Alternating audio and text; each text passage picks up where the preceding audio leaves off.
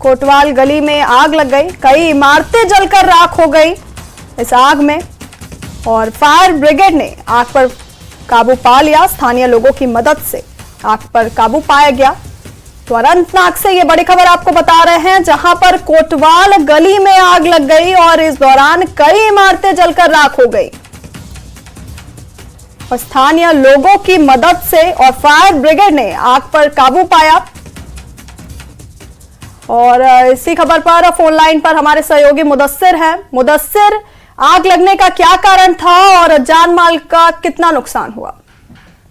बिल्कुल वैष्णवी, मैं आपको बता दूं कि ये जो भयानक आग है ये करीबन रात के 2:30 बजे इजहार हुई है एक रेजिडेंशियल ढांचे से, और जिसमें आन फान जो दीगर जो स्ट्रक्चर्स थे, रेजिडेंशियल स्ट्रक्चर्स या फिर कमर्शियल स्ट्रक्चर्स की अगर हम बात करेंगे तो उनको अपनी लपेट में ले लिया। और ऐसा बताया जा रहा है 1 दर्जन के करीब जो रेजिडेंशियल स्ट्रक्चर्स या फिर कमर्शियल स्ट्रक्चर्स है वो आग की लपेट में आ गए हैं और काफी नुकसान हुआ है आग से। और ये पता है अभी तक जो आग लगने की वजह है उसका पता लगाया जा रहा है, अभी तक सामने नहीं आया है कि क्या ये शॉर्ट सर्किट या कोई और इंसिडेंट था। तो उस वजह से अभी ये मिस्टीरियस फायर ही कहा जा सकता है। हालांकि पुलिस ने बाकायदा तौर पर इसमें केस जो है रजिस्टर कर दिया है और तहकीकात में पुलिस जुट गई है।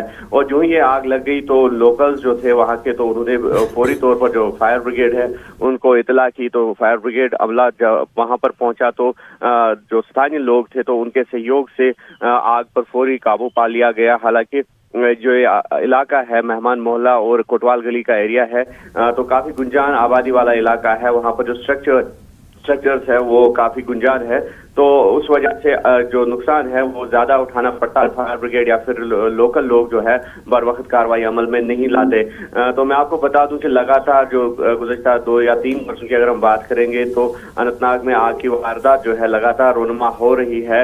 और इस हवाले से जिस तरह से लोगों को डूज और डोंट्स जो अप्लाई करने की सलाह दी जाती है तो कहीं ना कहीं उसमें जो है चूक या कमी नजर आ रही है। तो बहरहाल ये फायर ब्रिगेड जो अमला है तो लगातार लोगों को अवेयर भी कर रहा है कि किस तरह से इस तरह के वाकया से बचा जा सकता है। तो फिलहाल हम ये कह सकते हैं कि आग में जो नुकसान हुआ है तो वो लाखों रुपए मालियत का नुकसान है। और फिलहाल जो असेसमेंट नहीं लगाई गई है और जो रेवेन्यू ऑफिशियल या फिर जो एडमिनिस्ट्रेशन है उनके एहलकार वहां पर पहुंच गए हैं और कोशिश की जा रही है कि जो असेसमेंट है उसका जल्द से जल्द अंदाजा लगाया जा सके। और उसके बाद ही जो वहां पर मुतासरीन है ये डिमांड रख रहे हैं कि उनको फौरी तौर पर रिलीफ भी दिया जाए ताकि उनकी रिहेबिलिटेशन प्रोसेस जो है वो स्टार्ट किया जाए। वैष्णवी जी मुदस्सिर, और तस्वीरों में हम साफ देख सकते हैं कि काफी नुकसान पहुंचा है इमारतों को, लोगों के घरों को। तो क्या अभी तक प्रशासन या अधिकारी की तरफ से कोई रिएक्शन सामने आया है क्या इस पूरे मामले में? हाँ बिल्कुल, अगर डिस्ट्रिक्ट एडमिनिस्ट्रेशन की बात करेंगे तो डिस्ट्रिक्ट एडमिनिस्ट्रेशन के एहलकार जो है वहां पर पहुंच गए हैं और साथ ही साथ पुलिस ने जिस तरह से हमने कहा कि केस इसमें रजिस्टर किया है और बाकायदा तौर पर तहकीकात जो है वो चल रही है।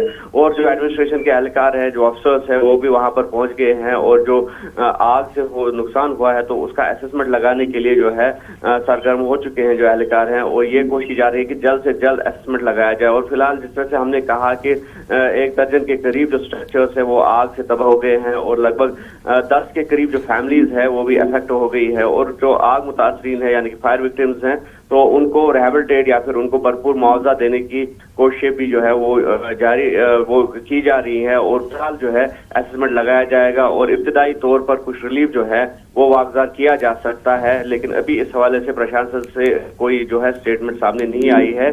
जो ही वक्त बीतेगा और जो असेसमेंट है वो भी कंप्लीट हो जाएगा और उसके बाद ही प्रशासन कोई फैसला लेगी इन आग मुतासरीन की रिहेबिलिटेशन के लिए। जी मुदस्सिर, आपका बहुत बहुत शुक्रिया ये तमाम जानकारी हमें देने के लिए।